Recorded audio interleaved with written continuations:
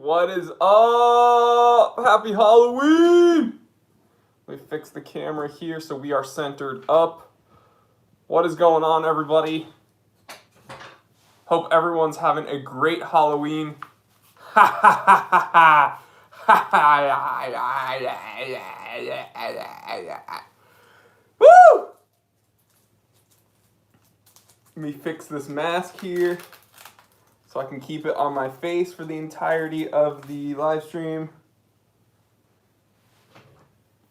And let me get the comments on the computer. Give me 1 second, guys. Let me get the we got a little bit of feedback. 1 second. I'm in the spooky spirit today, guys. If you couldn't tell. Let's see who has joined. You know what, though? I want to see if I can wear my glasses under this. 1 second. It's just me, guys. Let's see if I can wear my glasses so I can actually read the comments. Oh, yeah. Oh, yeah. Alrighty. Oh, this is going to be great. What is going on, guys? Happy Halloween from the T3 channel. Gotta make sure that this is nice and tight. Okay. Let's do this. Looks itchy and hot. Yeah, my glasses are fogging, but I've been wearing a mask for the past 7 months, so I'm kind of used to my glasses getting fogged up, so awesome. We're good to go. This is going to be a very long live stream if I'm going to be doing this the entire stream, but we will make it work. All right.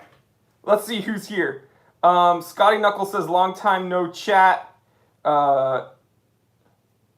Mason says, what's Joey's email? I think you mean Jory. info@thetimetellershop.com. You can use that. Nick Turnka says, nice, but looks itchy and hot. Yes, both of those things are true. Jordan says, what up, Jory? Bryson Haggard is here, certified T3 bot and moderator, so you better be on your best behavior. Oh, dang, Adam H, certified T3 bot and moderator, and that fellow there, certified T3 bot and moderator. So, heck yeah.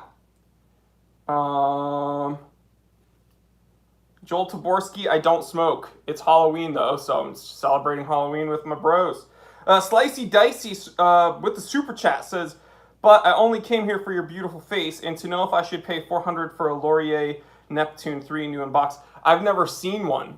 I've never held one. Laurier wrote to me.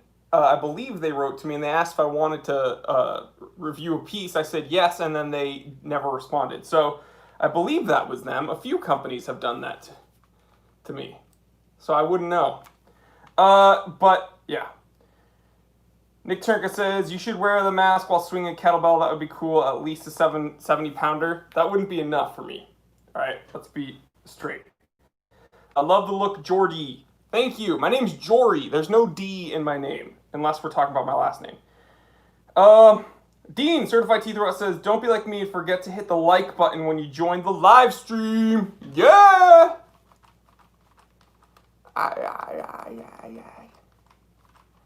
How sick is this mask, guys? It's kind of uncomfortable with my glasses on my face, but it's all good. How many people are here? 62. What big teeth you have? Got that D in my left name. Michael Graves says, happy Halloween. Tech Dude says, you look good. Michael M says, someone forgot to shave. Oh my god. Scotty Knuckles says, you're on the big screen on my Roku, scaring my 82-year-old mom. Well, hello to your mom. And don't worry, I'm definitely just a totally normal dude. Briar Blue, certified T3 says, good day, Jory. I see the LA salons are open.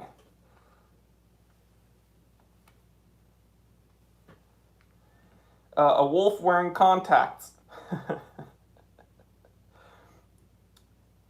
Oh, dude, yeah, I do look like Frank from Donnie Darko. Yo, you want to hear a hot take? Donnie Darko sucked. Donnie Darko sucks. It's a terrible movie. Chi-Town, California, certified teeth bot says, remember back in school when everyone used to dress as Scream for Halloween? Yep. Dude, the nose even moves, the jaw moves, the teeth move. It's one badass mask. Ha ha ha ha ha. Want to borrow a Rolex Oyster Perpetual 41 for review? Yeah. Could do that. Alright. Only reason I'm taking it off for a little bit is because I want to drink my coffee. And I can't drink coffee with the mask on. Slicey Dicey Certified T3 Bot says, I thought I was the only one who hated Donnie Darko. We're best friends now. No, Donnie Darko is a terribly overrated movie. And my entire life, I'm 31 years old.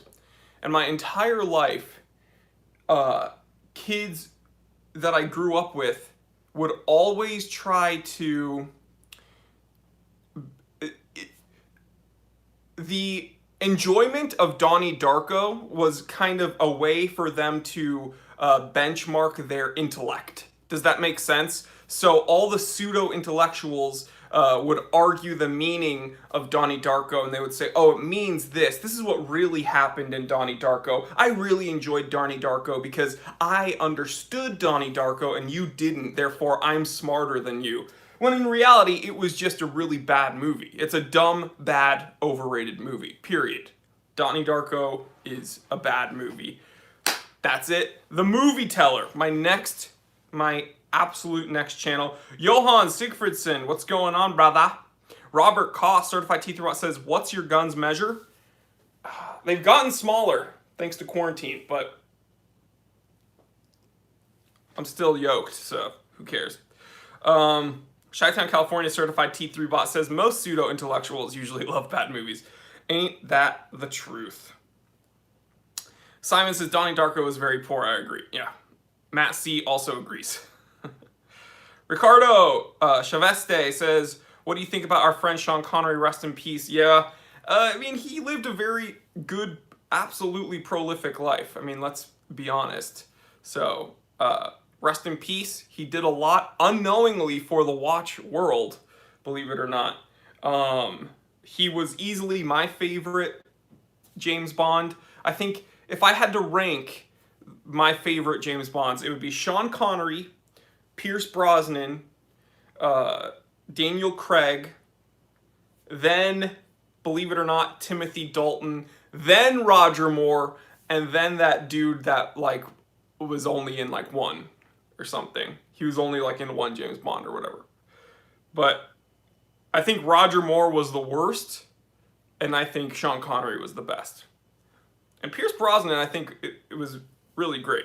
Roger Moore was terrible, though. George Lazenby. Thank you, George Lazenby. Okay. Yeah. I think he has to be at the end of the list because most people don't even remember his name.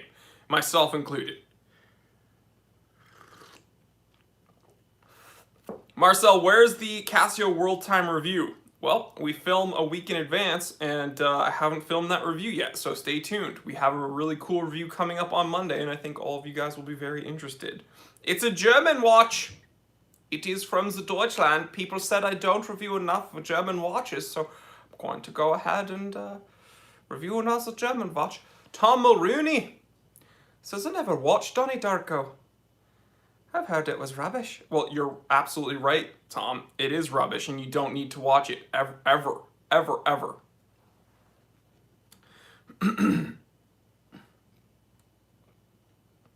Dean says he grew up with Roger Moore.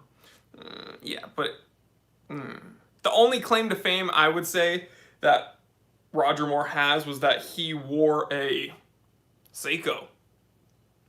I believe Roger Moore wore a Seiko in one of his renditions of James Bond, and I also believe he wore a Hamilton Pulsar in Live and Let Die. I believe it was Roger Moore. So in Live and Let Die, I think he wore a Hamilton Pulsar, and in another one he wore a Seiko. So that's actually, so I think that's actually pretty cool that he was wearing other watches that weren't, you know, Rolex or Omega, but he wasn't he wasn't a very charismatic James Bond. That's what I'll put. James Bond has to be suave, but he also has to be charismatic. You have to want to like him. And even Timothy Dalton was more likable. Adam H says, sounds about right.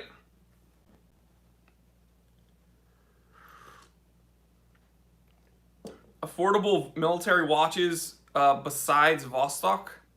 A ton. What do you mean, like, actually military? You can find a bunch of Hamiltons online for, like, very reasonably priced, and those were actually worn in the military. There's a bunch of surplus watches that don't really have a name that you can find online. Yeah. Link them to my...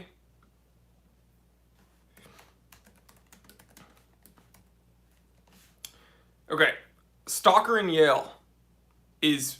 I'm trying to find my episode of Stalker in Yale. That's a very reasonably priced military surplus issued watch. Stalker in Yale Sandy 184. Found it!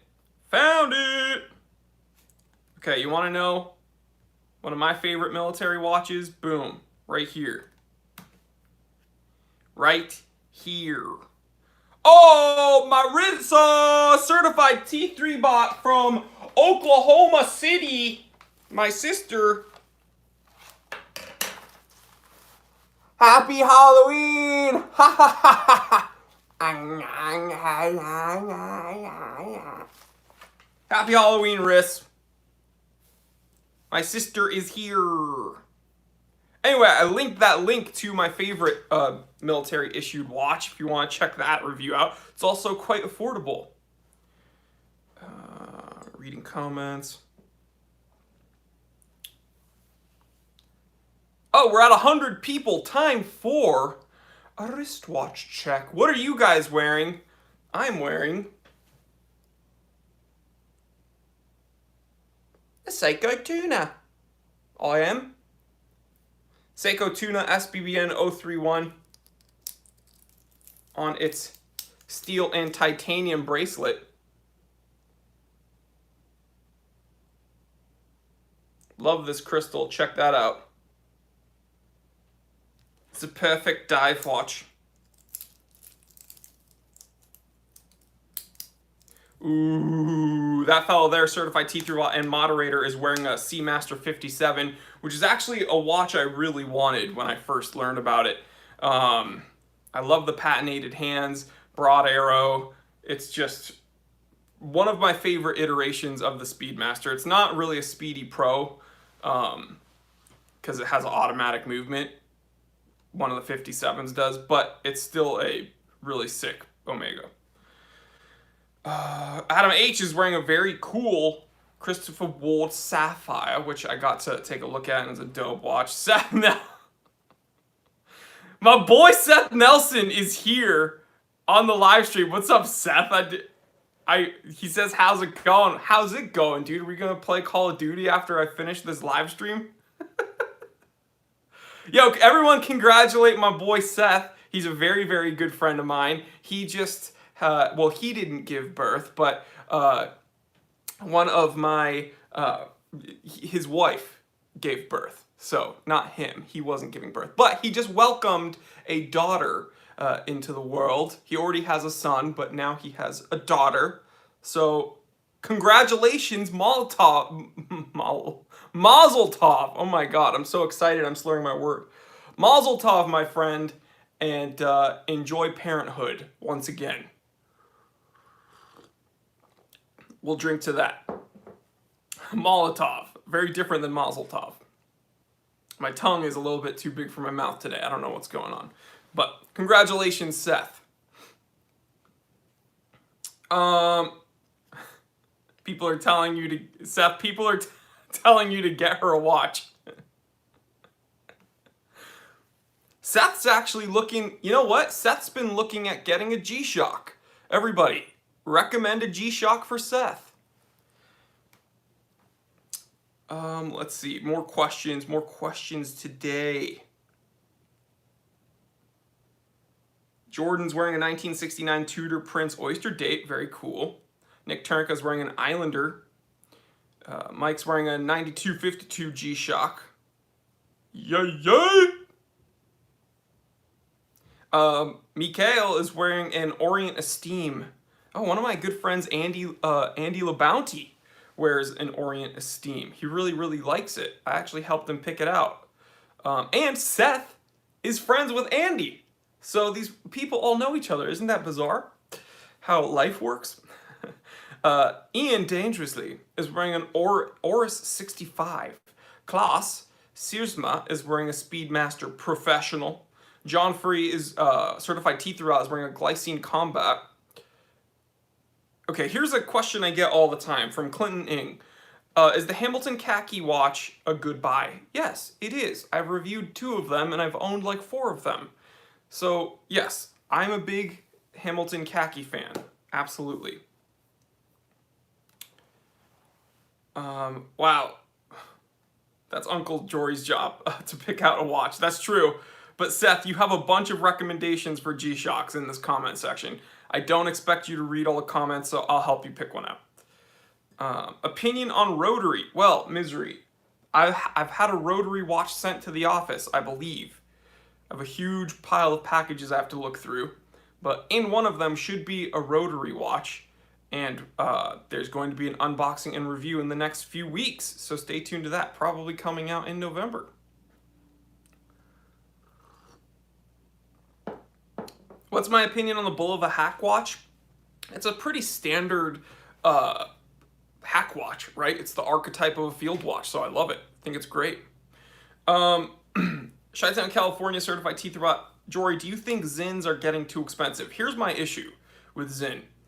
They're not super easy to find. They're starting to do the... they're starting to release a few more like limited editions, which is... If we know the watch world, that trend is a little bit, I hate this idiom, but it's a slippery slope, okay? I mean, Panerai started doing that, and now everything's a limited edition. Omega started doing that, and now everything's a limited edition. You know, Seiko is doing that currently. Everything's a limited edition. So I don't want Zin to start releasing a lot of limited special edition things. I just don't want them to get in that habit. Zin was also one of these companies, like Seiko, that is incredibly undervalued. And what I mean by that is the amount of watch you get for the price you pay is it's crazy. It is absolutely crazy. The fact that you can get a complicated watch, as complicated as the Zin 3006, and as solid of a build with that great finishing, and it was released under $4,000, it's insane. It is absolutely insane.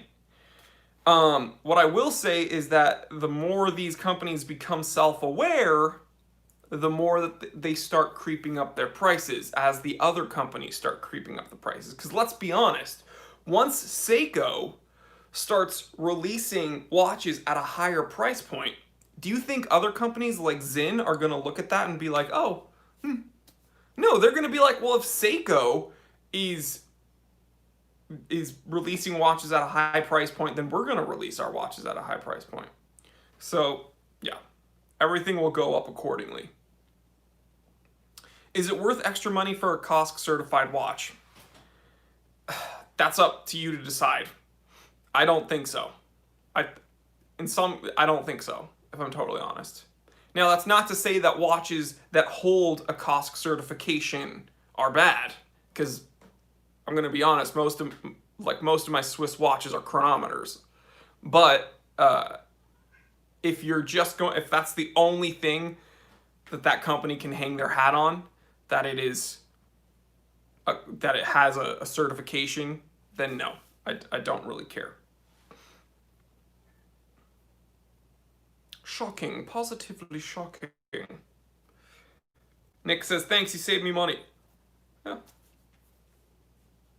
Do you know if it costs extra to watchmakers to get the certification? Yeah, I believe it does, because they have to send it to Kosk, and Kosk has to spend like a month with the movement. So I guarantee you it will cost money for the watchmakers. What's my favorite watch worn by Sean Connery? Sub Big Crown, period. Submariner Big Crown. Easy. Thoughts on the Victorinox watches? Well, the Victorinox, that Swiss Army Infantry, is actually really cool. It's actually a very affordable GMT that I've recommended on this channel before. And then, let's see. You know, the Inox is a watch that I still need to get to review. Dean, certified T3 bot, has generously offered to send it in so that I can review. Would any of you be interested in me reviewing Dean's Inox? Let me know, and maybe we can make it happen. I'll trade something to Dean, and then I can spend some time with the Inox, and then, yeah, I'll send him, I don't know, I'll send him Seiko, my cat. I'm just kidding. Seiko's like, yay, road trip. Seiko's in the office today, guys. 6Killer2121, very good viewer of mine. He asks what my favorite scary movie is. Scream, period. Period. Scream. That's just, it is the perfect horror movie, and here's why. It's because it is the archetype that every slasher movie has followed, and it didn't take itself overly seriously. In the Scream movies, they lay out the rules for horror movies, and every other horror movie has knowingly or unknowingly followed those set of rules that literally Scream set for them. And I'm not saying that they set the rules just by making the movie. No. I'm saying the characters in the movie have a set of rules. This is what is going to happen in a horror movie. And then those things start happening, and then you realize that every other horror movie has followed those rules. And so there's some humor in it. There's the whole kind of angsty 90s teeny bopper world that I grew up in. Like, I was obviously young at that time. I wasn't a teeny bopper at the time. I think I saw Scream when I was probably around 8 years old or something. But, you know, it was the kids that I looked up to in my town, right? The teeny boppers that I thought were like the coolest people ever. They were having a problem solved. Most of them were getting cut up and killed, but it was like such an incredible movie. And I just loved that Drew Barrymore was in it, but she was in it for like 5 minutes and she just got destroyed. Like, it just blew my mind. So yeah, it was Scream is just such a good movie, dude. So Scream, and that's not even just my favorite horror movie. That's like one of my favorite movies. Scream is just such a good movie. But if you are interested, my channel members and my certified T3 bots. So in the comment section, if you see people with green text and a little kind of emoticon of my face, those are my certified T3 bots. Those are my channel members. We have over 100 of them on the channel that support me every month, $4.99 a month. They get 6 pieces of content a month, and we do a weekly meetup every week. So every night, like 24 hours a day, there's a chat room on the Discord chat. But every Wednesday at 6 p.m. Pacific, we do a meetup where we literally have a live chat with each other. And this month of October, we did a spooky movie power ranking where we literally spent a month and hashed out the perfect list of scary movies for 2020. And we have it here today. And the culmination was me sharing it with you guys. So if you don't, would you be interested in seeing the fruits of our labor? And would you be interested in joining the channel so you can join in the fun with us next month? Because we're going to be doing weekly, we're going to be doing monthly power rankings. John, it's in the Discord chat. And we talk about it all the time on the Discord chat. You have to join us. 2020 is a scary movie in itself. Yeah. Well, I'm going to share with you the work that we did, and you can hopefully join the channel with us, and it would be really, really fun. But here it is, guys. According to, oh, wait, I can't do this without the mask. I almost messed up this whole thing. I almost messed up the whole thing. Okay, according to the Time Teller channel, here's what the bots and I, there's no debate, there's no argument. Okay, there's no argument after this. Number 10, The Conjuring, which was actually not a movie I liked at all, but a lot of my channel members made an argument for it on Conjuring movies. I didn't think they scared me at all. Number 9, Paranormal Activity. Number 8, It Follows. Number 7, Hereditary. Number 6, Alien. Number 5, The Ring. Number 4, Blair Witch Project. Number 3, Scream, which is my number 1 favorite. Number 2, The Exorcist. And number 1, The Shining. Ha ha ha. So, if you want to have fun debating lists like this with us every month, they're not all going to pertain to movies, but Gato, my editor, was involved. It was really, really fun. We're going to be doing something kind of Thanksgiving themed for November. Yeah, we had a whole lot of fun for this. So please, please join the channel. Click the join button next to the subscribe button and you can join in.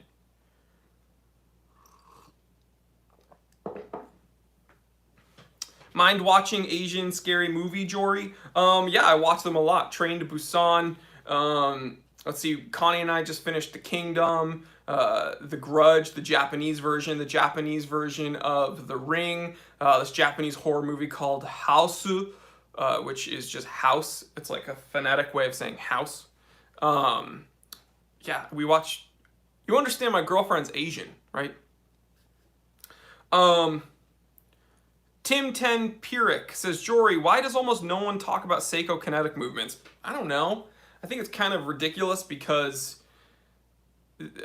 I think it's very, very cool. Here's what I'll tell you, though. I think most people, whenever people start talking about Seiko kinetic, there's always that one person that's like, yeah, but Citizen Eco Drive. It's like, yes, but the Citizen Eco Drive is different. The Citizen Eco Drive is cool because it gets charged from artificial or natural light sources. But the kinetic is cool because you're getting a mechanical movement that also has the benefit of solar power. So I think kinetic is cooler than Eco Drive, but that's going to start a huge debate. Danny G, did the Seiko tuna get that name because of the diameter of a tuna can? Yes, it's because it looks like a tuna can. Because of its shroud. So it wasn't so much the diameter, it's because of the shroud that it has. Made it look like a tuna can.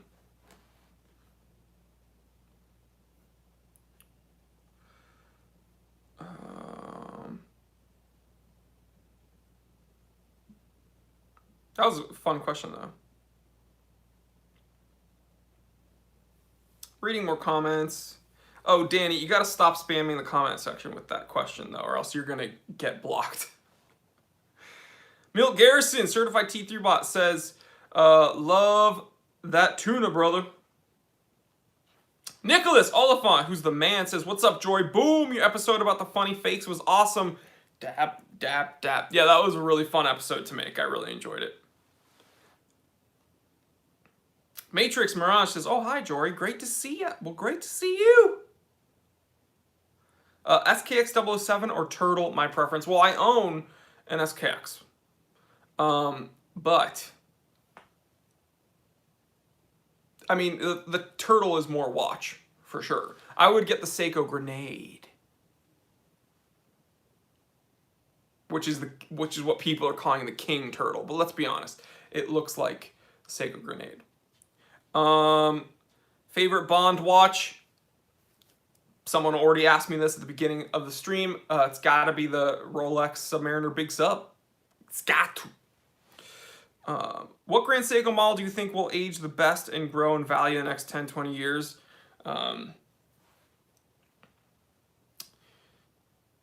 So the Snowflake's always going to be the one that everyone talks about, okay, period. Because that's the most impressive form of the spring drive people like that everyone knows about. So that's, if you're asking me the modern classic, it's going to be the Snowflake. However, what will rise in value? It's hard to say. I think it's going to be things that are more like the Elegance collection. Things from the Elegance collection will probably be very sought after. And yeah, I even think things that like those reissues of the J14070, I think that those are going to go up because they're like precious metal and really high finishing. But yeah.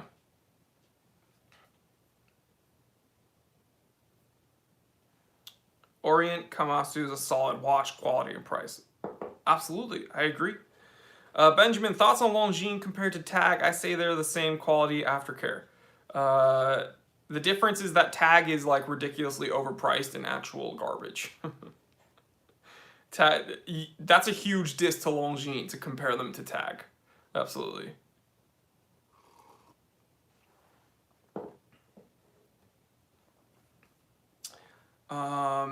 Thoughts on the Pac-Man Timex from Nicholas Oliphant? I think it's cool.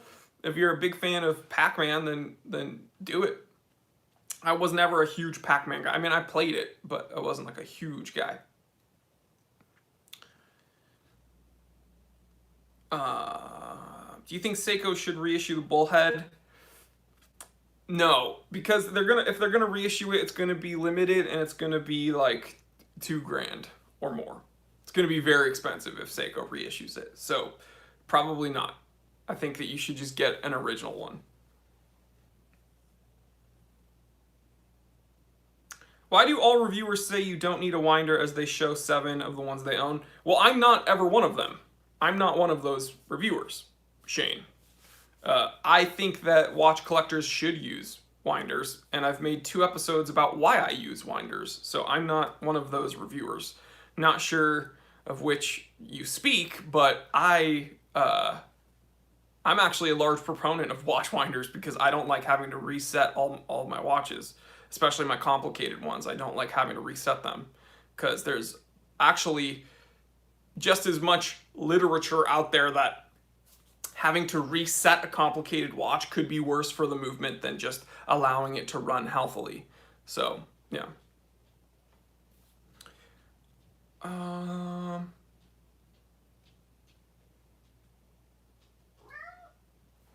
hi, Link. Link's in the office, guys. Say hello. Is that a Victorinox? Yes. It's a special edition. Then up above there is a... Linky's trying to play with me.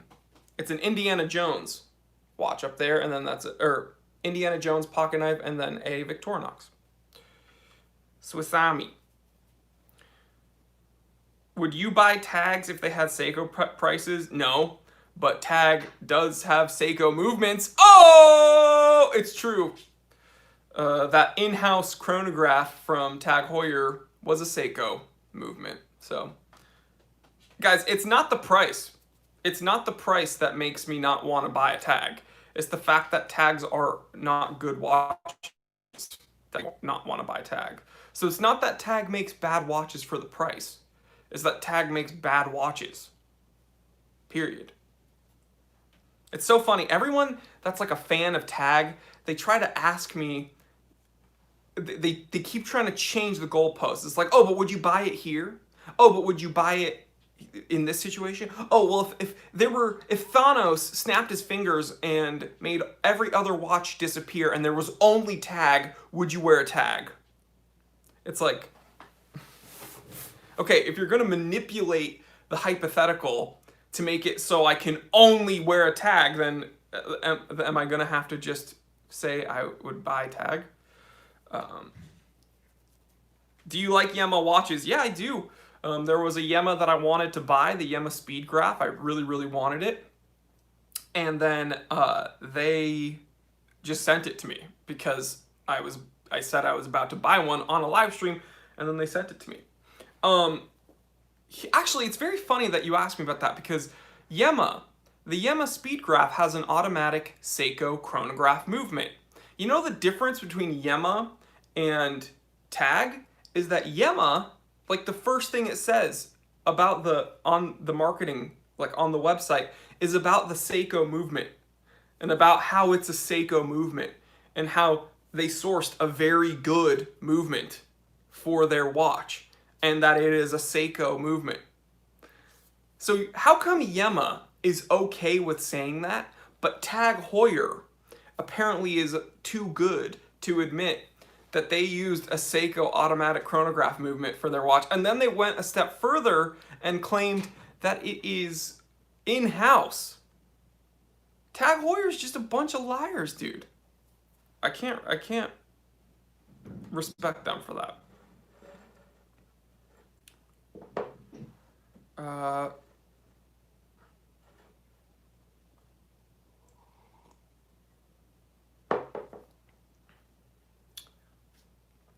Can you please tell us more about Mecha Quartz? I find the concept a bit confusing. I already did an episode explaining it, actually fairly recently, the Malm review. I explained, here, let me find it for you guys.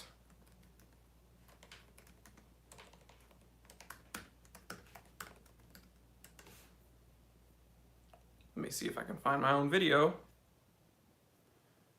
I did. I explained the Mecha Quartz movement in this episode. Check out that link and watch it.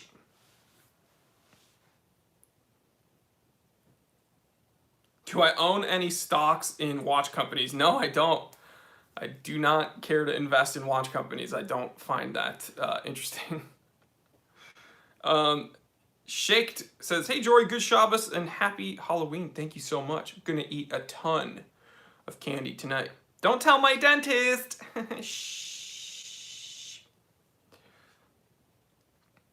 Alberto says, Jory, after seeing your videos, wanted to shout you out for changing my general perception of watch collecting. Uh-oh. Looks like we indoctrinated another one. I'm kidding. I'm glad that you're into watches, and it's a terrible hobby. It's a terrible hobby. It's a terrible addictive hobby.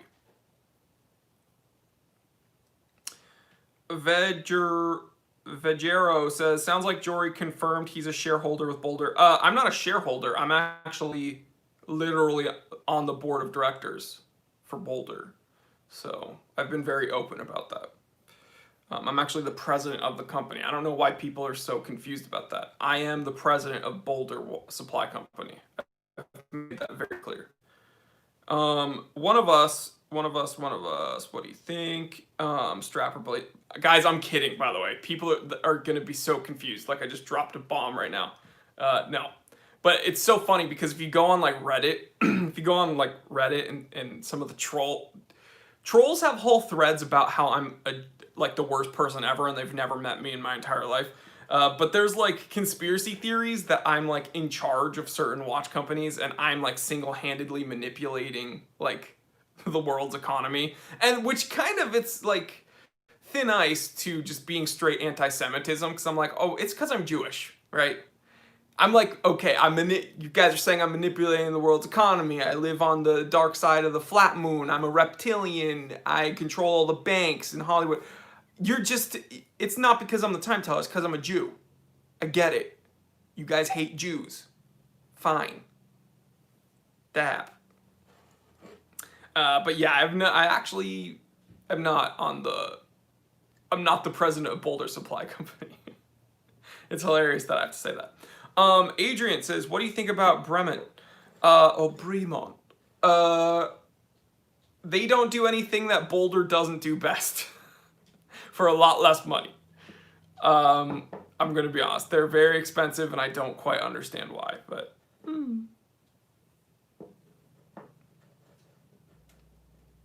Watch this guy. I'm the president of International Society of Tag. Link, come here. Don't be a bad boy. Come here. Good boy.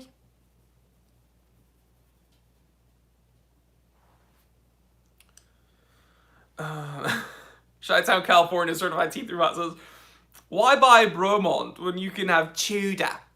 It's very true.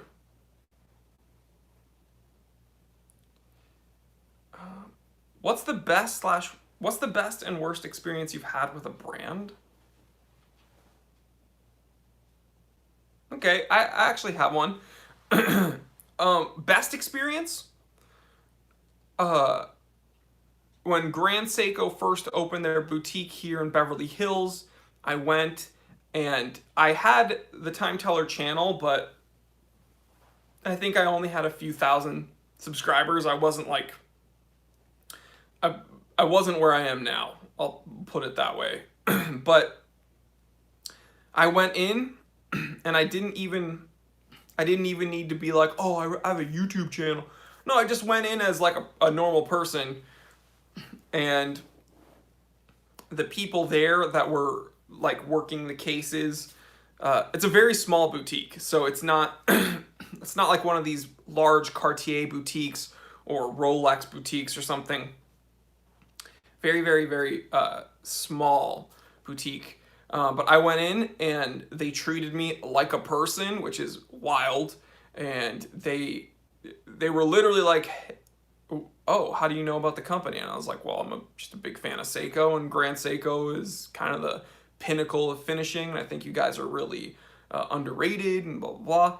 And they were like, oh, hey, like, are there any Grand Seikos you want to take a look at? And I was like, yeah, do you have any Snowflake? And they're like, yeah. And they like went in the case, they pulled out a box, took the plastic off, opened the box, took the plastic off the watch, and just gave it to me. And I was like, oh, dang. And I got to like put it on the, like a brand new, like out of the plastic Snowflake. And then I was like, do you have the limited edition titanium high beat diver? And they're like, oh yeah, the blue dial? And I was like, yup. And they like take one out of the case, take the packet, like plastic off, and just like give it to me. And I got to like put it on the wrist. And I was wearing my tuna, and I put it down on the case, and their guys were like, oh dude, this is a tuna. This is like really tough and blah, blah, blah. And it's so funny because they were like complimenting my watch that costs like, 15 times less than their dive watch that they just like threw on my wrist. So that was probably my best experience with a company, Grand Seiko. Really, really cool. And they actually seemed interested in why I was interested. Worst experience with a company. This is very unfortunate that I have to say this because it's a company that I really do love. And it's Gégé Lacoutre. So JLC, I had a very bad experience with their boutique in Beverly Hills. I was writing an episode on reversos and about the history of the reverso and about my reverso. And I called the boutique to ask if I could... I'm going to get to that super chat in one moment. Please, please, please. One moment. Thank you for the super chats, guys. But I called the boutique ahead, even though it's local in Beverly Hills. And this was not long ago. So I did have a fairly substantial following. But I didn't even really name drop. I was like, hey, I was interested if I could come in and like not take up too much time, just like quickly take some shots of various JLCs, some various reversos you guys have, and I'll be in and out, and like I'll give you contact numbers of who you can like reference about me, like I am this person. Is there like a manager I can speak to, just to schedule a time that I can come in and take a few B-roll shots of some watches. I wouldn't even really have to touch anything. And again, I can just be in and out, and I can kind of talk about why JLC is incredibly underrated and why it's like my favorite brand. And the dude was he had a French accent, so he could have been Swiss, could have been French, or it could have been fake, because let's face it, this is Los Angeles and everyone's trying to be an actor. But he essentially was like, why are you calling? And I was like, well, because I just told you why I'm calling. Like, I literally did the whole explanation, and he was like, why are you calling? And so then I had to kind of like do it again. And then he was like, you need to speak to Richemont. And I was like, you want me to call Richemont Group? And he was like, yes. And I was like, why would I call Richemont Group when you guys are in charge of your boutique? If I call Richemont Group, it's like a whole bunch of red tape, and like that's a whole conglomerate. Like, I need to call Richemont Group to just film literally like 2 minutes worth of content in the boutique. I'm literally just asking you if I can bring my camera inside your store. And so they were like very off-putting. And I don't think that this is an example of JLC themselves, but I think, unfortunately, some of these like salespeople that do work at these high-end boutiques, I think they take it a little too seriously, and I think a lot of these guys don't even own the watches they sell. So I don't know why they're, and even if they did, why are you so protective of the brand? It was very disappointing. And I wasn't offended, like, oh my God, do you know who I am? I'm the time to, no, I was just like, oh, is kind of weird. So I don't think that this is a huge, it's not indicative of JLC, but it's a bummer that they were kind of very off-putting. So yeah, that's the worst experience I've had. Okay, Mr. Gerps with the super chat says, hey man, I'm a new viewer. Well, welcome to the channel, bro. Says, I love your channel. I've been watching your videos since the last few days and just wanted to show my support to this amazing channel. Well, thank you so much, dude. We literally cannot, we film every day here. So it's a blessing that we have supporters like you that want to voluntarily go out of your way and show your support. So thank you so much. I hope you're enjoying the content, and good for you, because there's like around 600 pieces of content for you to consume. So I'm sure you can just power through it this weekend or take your time, but there's a bunch of really cool playlists, and there's a bunch of really cool viewers here that will be happy to guide you along the way, whether it be my channel members, my moderators, or even Gato himself, or me.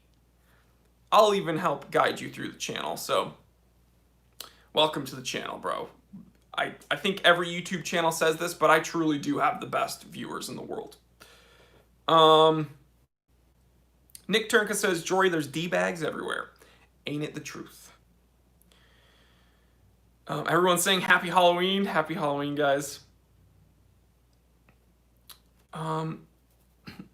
People, let me see. John says, I hear a lot of bad stories from Rolex ADs. The truth is, I've only ever had good experiences with Rolex. Every time I've gone into Rolex and I've asked to see things, they're actually very nice. And again, I don't ever name drop, so I don't ever walk in and I'm like, hey, I'm the time teller, don't talk to me. I want to see this watch. No, I go in pretty much as normal as possible.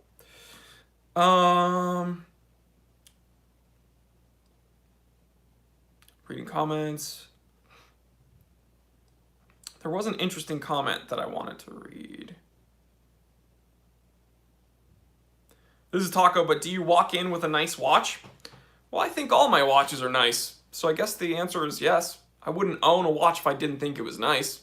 I walk in with whichever watch I'm wearing at that time. If you think that if I'm at my house and I like dress up to go into a watch store, then you're talking to the wrong dude. I'm wearing a t-shirt and Nike shorts right now. So it is not, yeah. I don't dress up to go into these places, guys. There was a comment. The man, the myth, the Gato. Jay Anderson says, what would you get yourself when you reach 10,000 subscribers?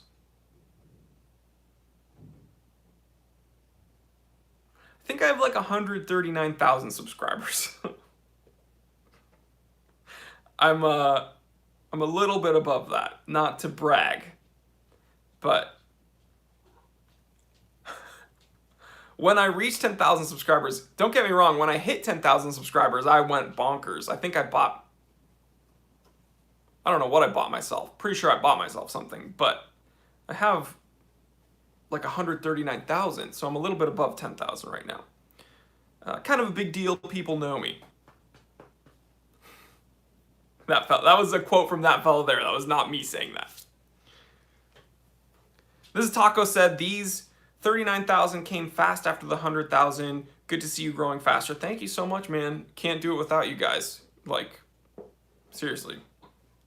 Was Link scared the first time he saw you in the wolf mask? Actually, yes, believe it or not.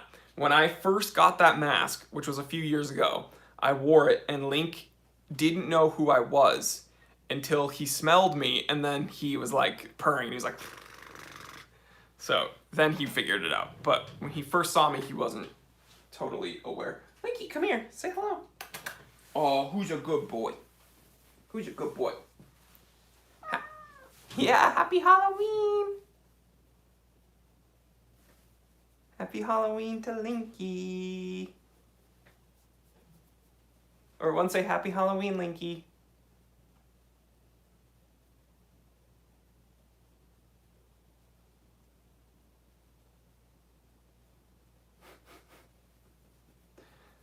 He comes in just for belly rubs.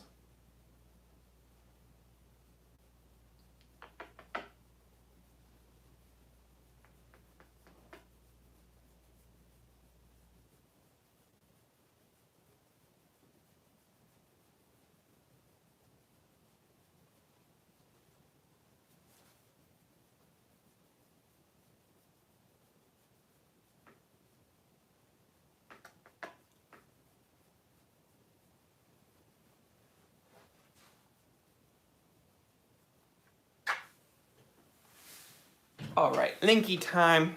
How did you train your cats? I get a lot of questions about that. Every time I show my cats on screen, I get people emailing me because I guess holding them like this is not common, which I didn't know. I think every cat I've ever owned, I like coddle. Like I coddle them like ever since I get them when they're a baby. And so I think they become very dependent on me because I'm very dependent of them. So I like the second I get my kittens, I'm like I was coddling them, you know what I mean? They were everywhere with me. And so I think they're just very used to being with me. And so, yeah. How old is Linky? He's 4. He's 4 years old. His birthday is, I kid you not, April 1st. So April Fool's Day. And Seiko's birthday is November 4th, so coming up in 4 days. Princess Seiko will be 2? I think she'll be 2 years old. Yeah, she'll be 2 years old.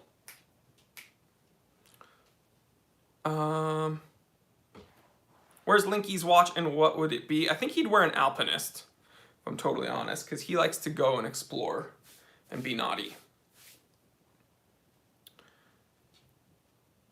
Jory, thoughts on someone who names their cat Invicta? It's a cool name. I think they can name their cats whatever they want. I mean, I'm a huge Seiko fanatic, so Seiko is a cute name, and I just gave it to my cat. Gerardo Esperanza says, I hate you. All right, well, God bless, my friend. I hope you find significance in your life, and if that made you happier for a moment, God bless. Franco says, Inviccat. People can name their... I can't really blame people for naming their cats after watch companies because I've named my cat after a watch company. So, I mean, as long as it's not Tag Heuer. Robert Koss with the super chat says, hey, would you be game to do a review on a Gervo Wall Street Swiss watch? I bought one for you to review and unbox.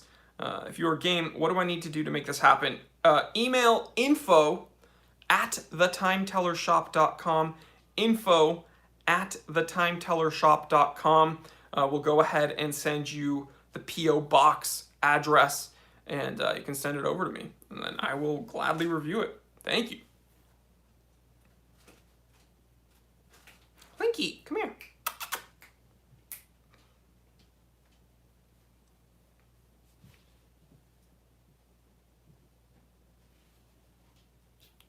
Marinez brass watch review. So, Rod Donovan asks about the Marinez brass. I actually was very interested in those watches when I first learned about them. I believe they use Seiko movements, I think. But they looked very cool and tough when I first learned about them. I've since kind of, I don't know what they're releasing nowadays, but from what I remember years ago, they were releasing kind of tough heavy duty divers that I think I was fairly interested in at the time.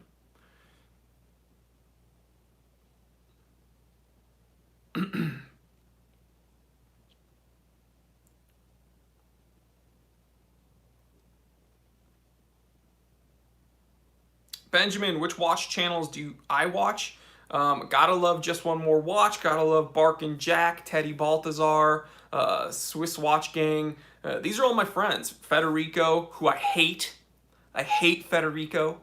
I hate him. But I love his channel, so it's just kind of a weird thing to reconcile. Like, I hate Federico, but I love his channel. It's complicated. I don't know. But yeah. I'm just kidding. Everybody loves to say that I hate Federico, which is bizarre because we literally have each other's phone number. But yeah, those are my boys. Gotta love them. And here's why it's precarious to mention YouTube channels as a YouTuber. It's because if I don't mention a YouTube channel, people will accuse me of hating that YouTube channel. But I did something sneaky. I already said Just One More Watch, Nick. That was actually the first channel that I mentioned. Here's why I did something sneaky, because the only channels I mentioned are the channels of which I know the people. Because I have a rule here, I will never, ever talk about a channel if I do not know the people who run it. So I know the juicy gossip. Ooh, people want me to be a yenta, which is a word that us Jewish folk use to talk about gossiping women. They want us to gossip, and they want us to have like these juicy beefs and fights, and I heard that so-and-so was a jerk. Yeah, well, I heard that so-and-so reviews fake watches. Oh my god. Guess what, dude? Men don't do that, okay? At least I don't. So the only channels that I just mentioned are run by people that I've had the pleasure of interacting with. So Marco from Just One More Watch, Marco from Swiss Watch Gang, Jody from Just One More Watch, Adrian from Bark and Jack, Teddy Baltazar from Teddy Baltazar, Federico from Federico Talks Watches, and you know what? Even Mark from Long Island Watch. Those dudes are awesome. They've supported me. They've been very nice to me, and support the channel that support me, guys. They're all very nice dudes, and tell them I sent you.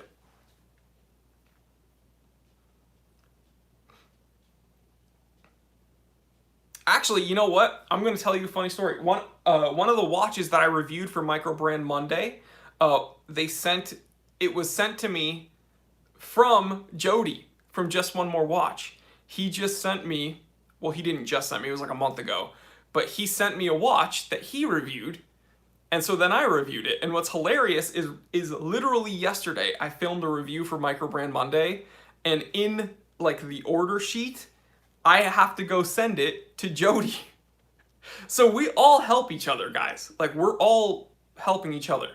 Like, he sends me a watch that he reviewed so that I can review it, and then if the company wants me to, like, I'll get a watch and they'll be like, hey, can you send it to Jody? And then I mail it to Jody. So we're like, when one of us does well, we all do well. So there's no competition here, guys. We're all trying to just share our love and passion for wristwatches. Yeah, great group of guys. Favorite modern Rolex? I have a couple. Okay? And here is, guys, don't ask me about gossip. What do I think of so-and-so? What do I think of so-and-so? Everybody wants me to talk trash about TGV. I don't know him. He's clearly doing correct things because he has a ton of subscribers, guys. He works very hard. I have a feeling he works just as hard as I do. So I'm not going to talk trash about a dude who's running a channel when I know how much work it goes into running a channel. I will never do that. I do not talk trash about YouTube channels or YouTubers unless it's like Alpha M who wants to make a video saying that MVMT is better than Rolex. But he's not a watch reviewer, so we can't really trust him anyway. He's like what is he, like a fashion guru or something? But yeah. Anyway, what was I talking about before someone tried to get me into doing this stupid gasp? Oh, favorite modern Rolex. Really, really, really, really interesting question, because I've made an episode talking about how I really don't like modern Rolex. Like, modern Rolex isn't what they used to be. But here's my answer, okay? I think that the Rolex Sky Dweller Everrose with slate, perhaps one of the best iterations of a modern Rolex ever. My only issue, it wears incredibly large, okay? Incredibly large, right? That is an issue. That is an issue. I think a lot of people see it with its fluted bezel and they think that it is going to wear similar to like a Datejust. That is not the case. It does not wear like a Datejust. It wears very large, but the complication's super interesting. That fluted bezel actually does actuate, so it's cool. That is one of my favorite. There's two: the Sky Dweller Everrose with slate dial and the Sky Dweller stainless with blue dial. Those are really sick watches. There's one more that I absolutely love. I'm gonna get in trouble for saying it, but it's the Sea Dweller two-tone, which is like 43 millimeters. So I know I say that Rolex has stopped, they gotta stop making large watches, but for some reason these two watches, which are above 40 millimeters, they just look so nice. So the two-tone, the yellow gold, stainless steel, black dial, black bezel, Sea Dweller, I think that's probably one of their best modern offerings. So those two, the Sea Dweller and the Sky Dweller, that's pretty funny. I absolutely love both of those.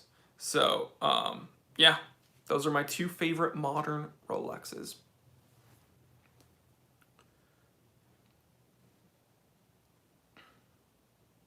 Modern Rolex, never heard of her. Amen.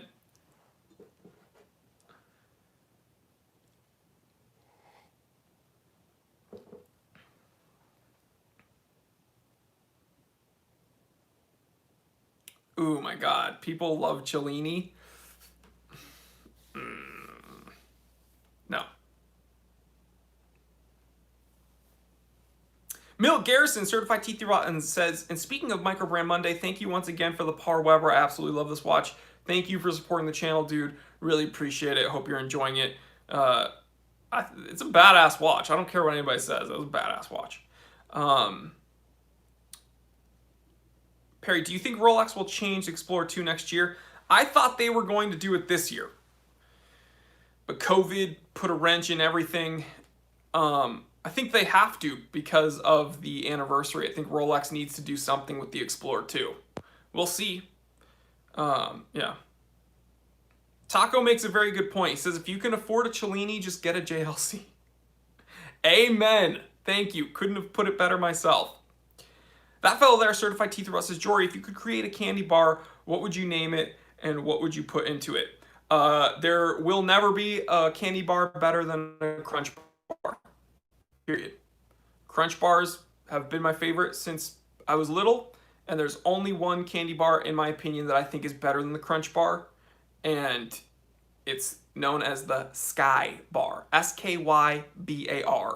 And it is a candy bar that is it's very old. It's like from the olden days, like the 1940s or something.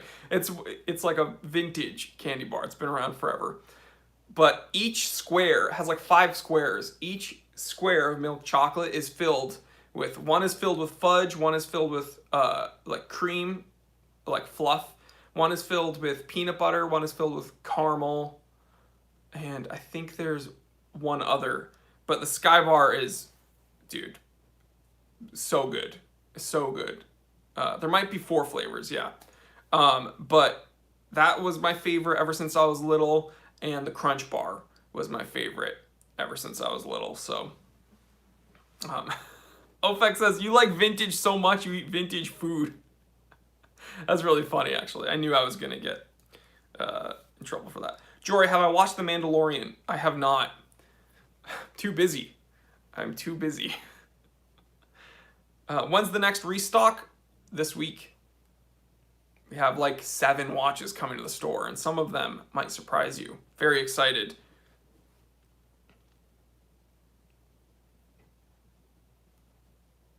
$40mm case looks small on my 7.5-inch wrist. Do you have any sweet options off the top of your head? Well, I have a 7.5-inch wrist, and I think 40mm is like perfect. So I don't know. I mean, my recommendation would, I guess, just to get a larger watch if you like larger watches. But I literally have a little bit larger than a 7.5-inch wrist, and I think, yeah, I think 40mm is perfect.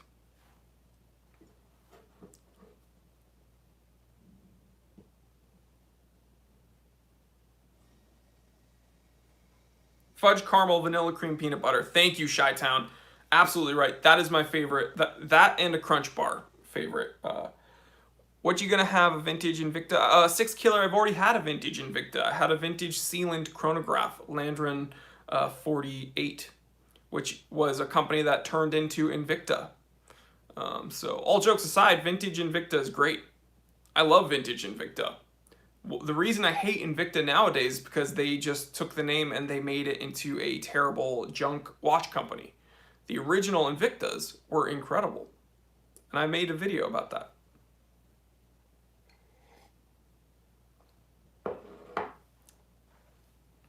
Jory, have I started reading Dune? I have not. I'm in the middle of an Agatha Christie book. I'm so busy, guys. Yeah. I film every day. When I'm not filming, I'm doing stuff for the shop. And when I'm not doing stuff for the shop, I am actually not even really sleeping. I'm just working more. So, yeah. Anyone have a Casio with the metal case mod?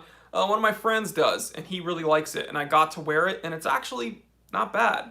Not something I would do, but it's pretty cool.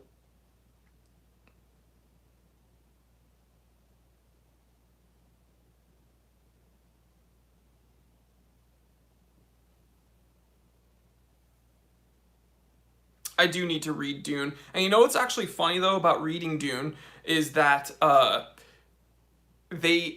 was getting overwhelmed because the movie was about to come out in October, like this month. And then because Hollywood is taking like a big hit because of COVID, unfortunately, a bunch of movies like James Bond and Dune are getting pushed back for like a year. So that gives me a lot of time to read Dune, which is perfect. So which Dune book do I read? Can someone send me a link? Can one of you send me a link? Which book do I read from Dune? Like, do I just go like the first one? Is it just like you read it chronologically?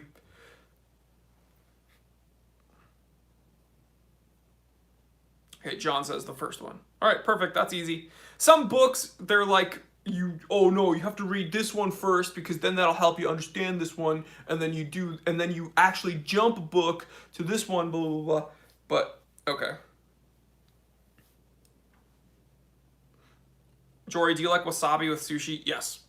I eat a ton of wasabi.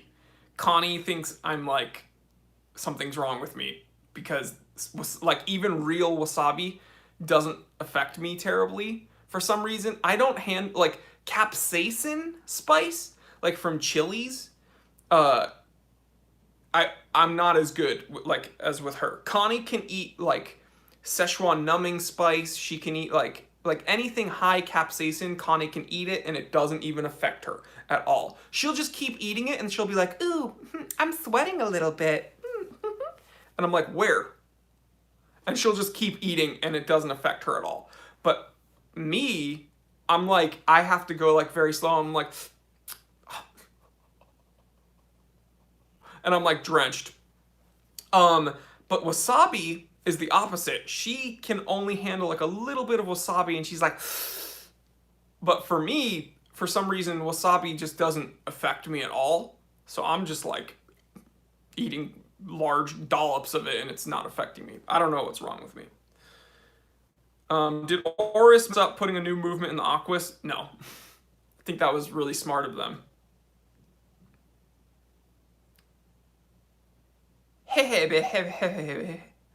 Says, hey, I love your videos, man. Keep the great videos coming. Thank you so much, dude. You have a very funny name that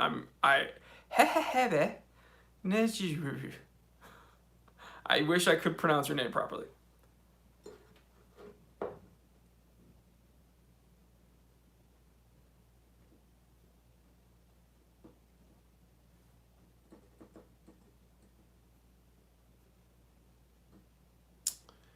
One of my favorite ladies' watches. There aren't very many options, but you know, the ladies' Yachtmaster is an option that I think is a solid build. There is a quote-unquote ladies' cocktail timeline that people can choose from that I think is a great option. I think a lot of female watches, they make them like bedazzled and like weird. Like not like women deserve to wear watches that look like proper watches. They don't all have to be like bedazzled and like weird shaped and stuff. Like women deserve to wear proper watches. We can just give them a more reasonable size. But if it were for me, I would just get them a Cartier tank or something from the Cartier Panther line. So yeah, probably Cartier. BM says Cartier for women. Yep. Kareem says, love your channel. Your channel is so informative. Keep it going. Thank you. Thank you so much, dude. Mike says, yeah, order Dune from Audible and read them in order. It's actually not a bad idea. I have Audible. So maybe I won't even have to read it. I can just listen to it. It's very, very smart. Oh, Connie's in the office. 1 second, guys. I gotta open up the door. 1 second, I'll be right back.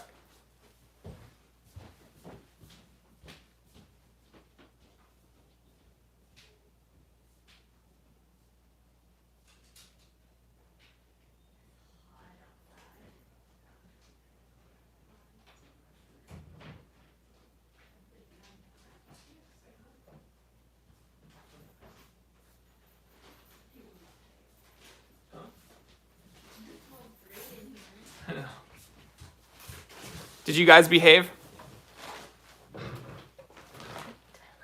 Yeah. Hi.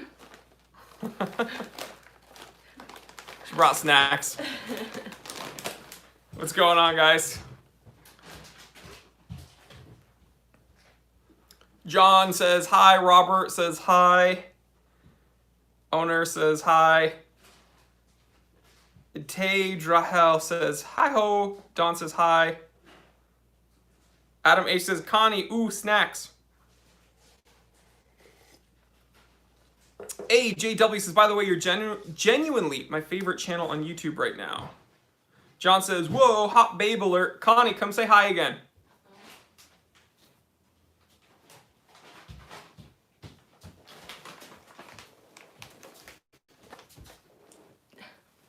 Stay on camera. What do you keep?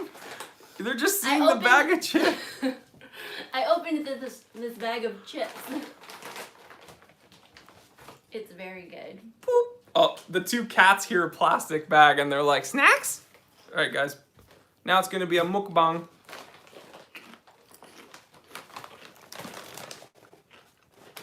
Okay, so I don't know what these are called. Well, I do know what these are called. I can't pronounce this.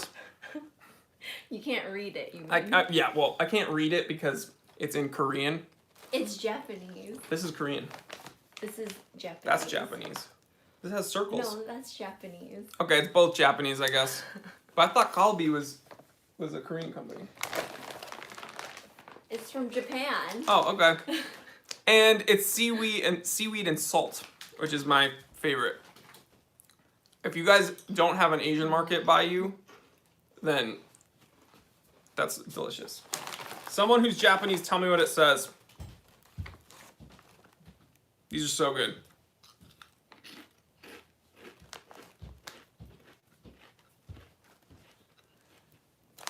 These are so good. Oh, Seth says hi. The guy I'm always yelling at on On Call of Duty? Yeah. You're not on camera. Oh, sorry. I'm not used to this.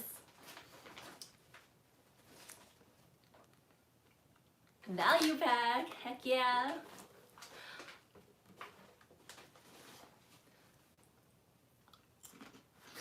Six Killer says, now I want chips. You need to try these. These are Yeah, really good. Kalbi. No, I'm just going to take one more. Thank you.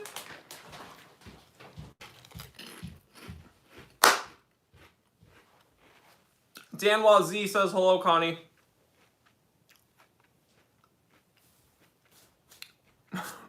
Jay says, great cameo.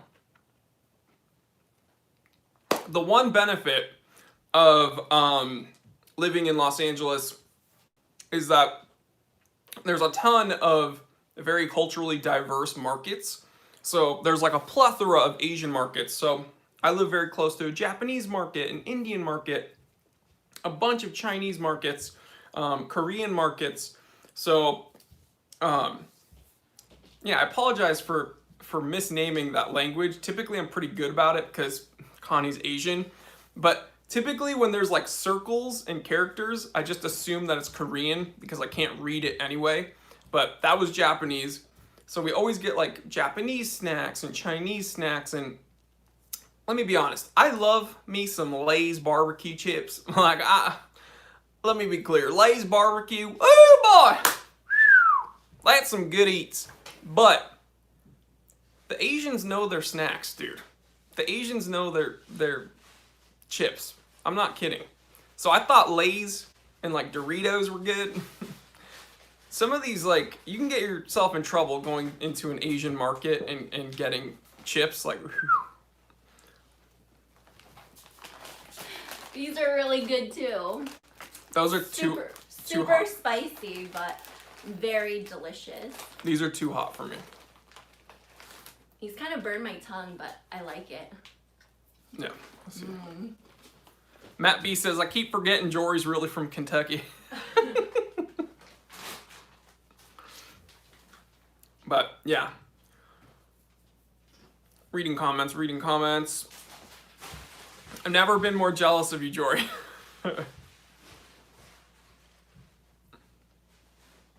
One of my cars is Japanese.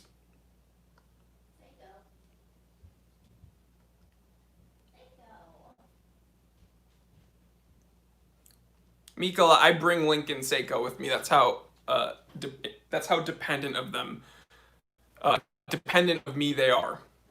They're just some traveling cats. If only chips didn't make me so fat. Same, bro.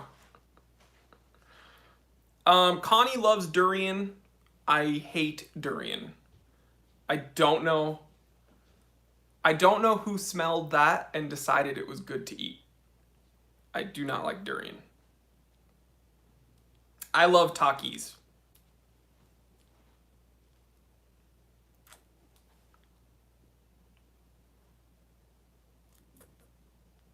is Frederic.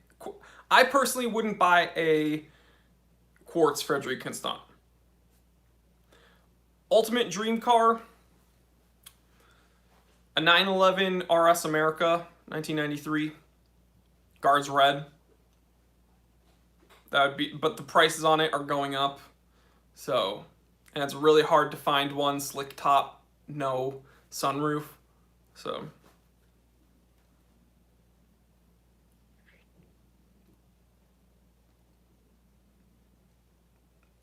Or Ferrari F40.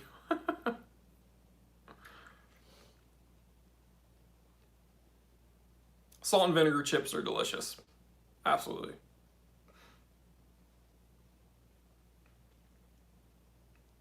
Reading comments.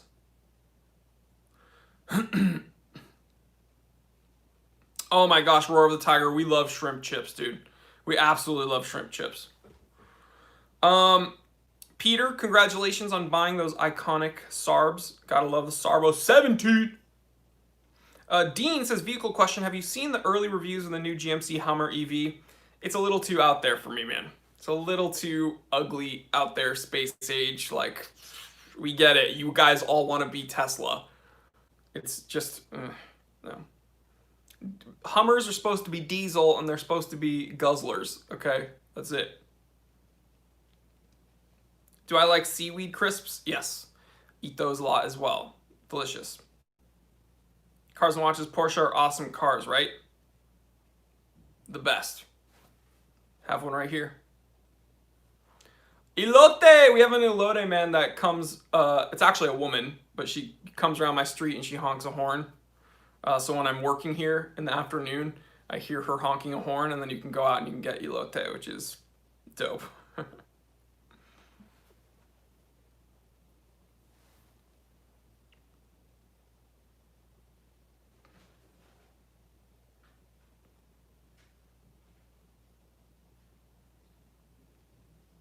Thoughts on the new Bugatti? I think it's sick. My aunt makes kale chips. She has like an industrial dehumidifier and makes like these funky kale chips that are actually really good. That's pretty much the only way I could eat kale. I think kale it tastes like wax paper. Like it feels like wax paper. It gets stuck in your teeth. It's not good.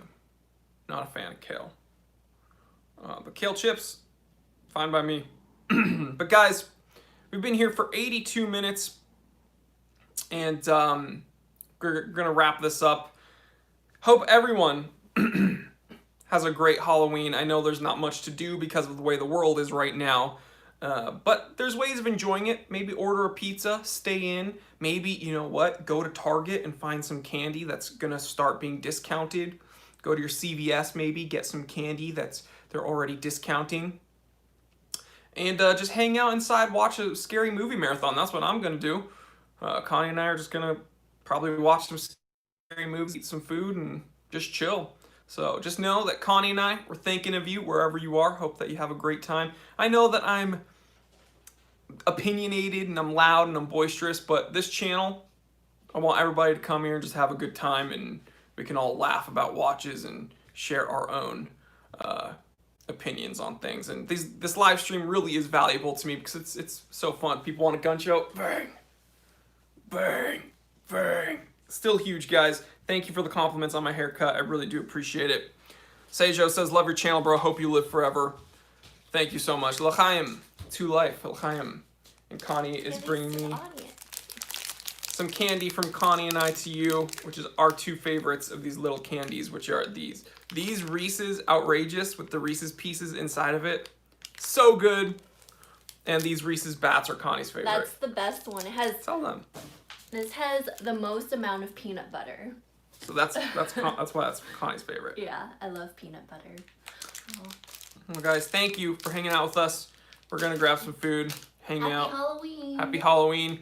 Stay happy, stay healthy, stay blessed. Special thanks, actually, to my channel members for being here.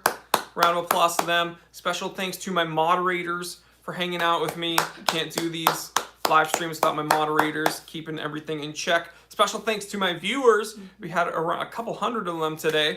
Special thanks to you guys get out of your comfort zone and tell someone you love them. I love you.